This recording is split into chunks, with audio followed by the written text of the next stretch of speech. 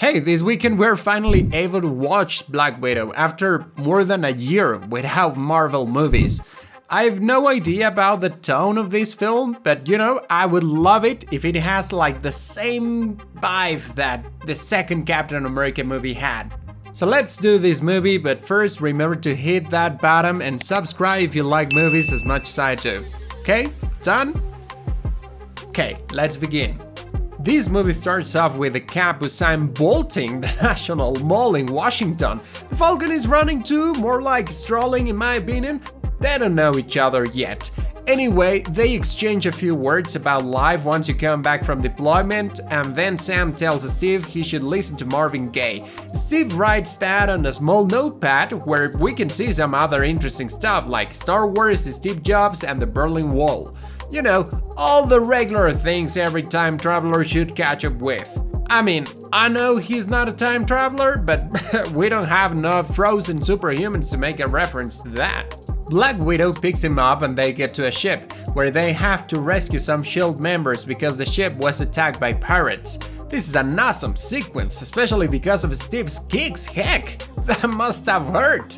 Captain America fights many mercenaries, including this one, whoa, that's a good set of moves, but obviously not enough to take down the Cap. Steve then finds Natasha backing up some information. Whoopsie, that wasn't the plan. Our mission is to rescue hostages. No, that's your mission.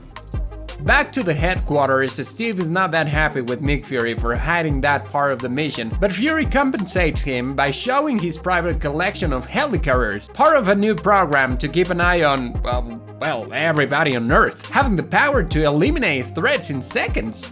Steve is not a fan of this, cause it's like the opposite of freedom. Yeah, it would be a bit scary, just think about it, like every single piece of software has a bug nowadays. Yeah, that's not a great picture. Steve then goes to his own exhibition to remember the good old days. Wait, those were war days. Steve then goes to his own exhibition to remember the not so good old days, but that was when at least he had some friends. He remembers Bucky, who supposedly died in the first movie, but now we know he's alive because he even has his own show. Then he pays a visit to Peggy Carter, who's now really old in a scene that always brings me to the brink of tears. Oh, but let's move before I cry. At the same time, Fury's trying to take a look at the files Natasha brought from the ship. But that's quite strange, because not only can he open the files, the system tells him he gave the order to protect the files from himself. So he meets with Secretary Pierce to delay the deployment of the helicarriers, as he's got a bad feeling about all that. Fury then leaves the building, but unknown people impersonating police officers and a SWAT team starts an assault on him, in what's one of the best sequences in all the MCU, and I would even say in action movies. Fury actually manages to almost escape that, but another man places a mine under his car. Thankfully, in the last second, Fury slips away. At night, Captain America, back at his apartment, finds Fury, who in code tells him SHIELD is compromised. And that's pretty much the only thing he says, cause someone freaking shoots him from the next building. Fury gives Steve the USB with the ship data, and his neighbor comes in informing she's an agent. Steve then leaves to pursue the man, but holy cow, the shooter stops Steve's shield like it was nothing and leaves. In that moment, Nick Fury dies. Now, Secretary Pierce wants to have a word with the Cap, but because he doesn't trust anyone, he leaves the USB stick behind in a vending machine. That's clever. Steve gets there, but he doesn't say anything about the USB and then leaves taking the elevator. As he gets down, the thing gets crowded, and he has a feeling that something is wrong here. Once again, they are no match for the Cap, but even he has to take a step back when a well-armed group approaches. SHIELD even tries to stop him with kind of a jet plane, but even like that he's able to escape. He then goes back to the hospital to retrieve the USB, but now Black Widow has it.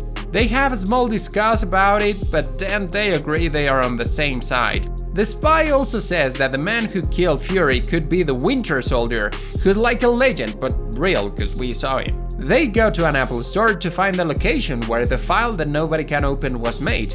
They get that information and then leave with no problems, even with a few SHIELD agents looking for them. Those hoodies work really well. Natasha and Steve arrive at their destination, which is actually the same place where the Cap was trained in the first place. Inside, they find a secret elevator and a secret room and a secret computer and Dr. Sola? Remember him from the first movie? So now, Dr. Sola doesn't have a physical body, but his mind was stored in many computers so he wouldn't completely die. So what's going on? He says Hydra has been growing inside SHIELD for years, creating conflicts in many places so people sacrifice their freedom in exchange for security. And who's gonna be in charge of that security? Obviously Hydra. That conversation is interrupted, however, by a missile that's gonna wipe out the entire place. Steve and Natasha survive hiding in a big drain. At the same time, the Winter Soldier is paying a visit to Alexander Pierce. We all thought Pierce was a dead man at that point, but oh no! We now know Pierce is a bad guy when he shoots his housekeeper in cold blood. Yikes!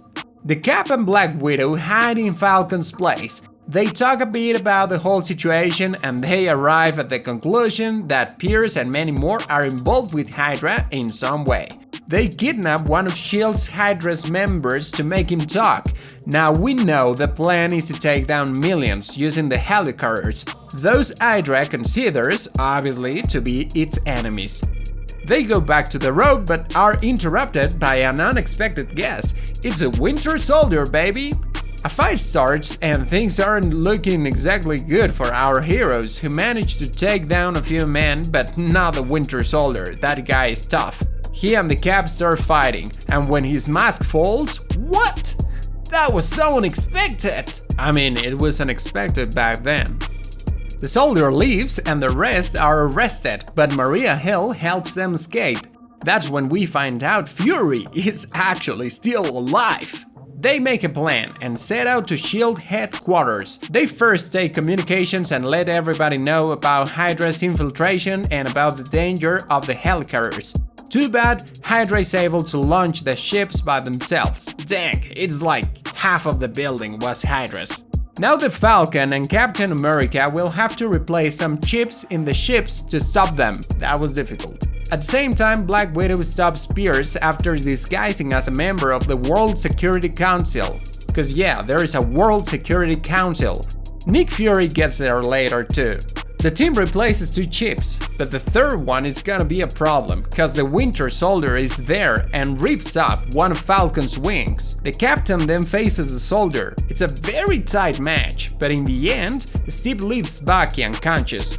Not for much though, as he gets 3 shots, almost not replacing the chip on time, but it does. The ships then destroy each other, leaving Bucky down a beam. And even though he almost killed Rogers, the captain is not gonna let his old friend die, so he saves him. At first, Bucky decided to finish him off, but then he kind of remembers something, even saving Steve when he falls into the river below. And that's it. That was definitely a good movie, and I hope to enjoy Black Widow just as much. We'll see how that goes.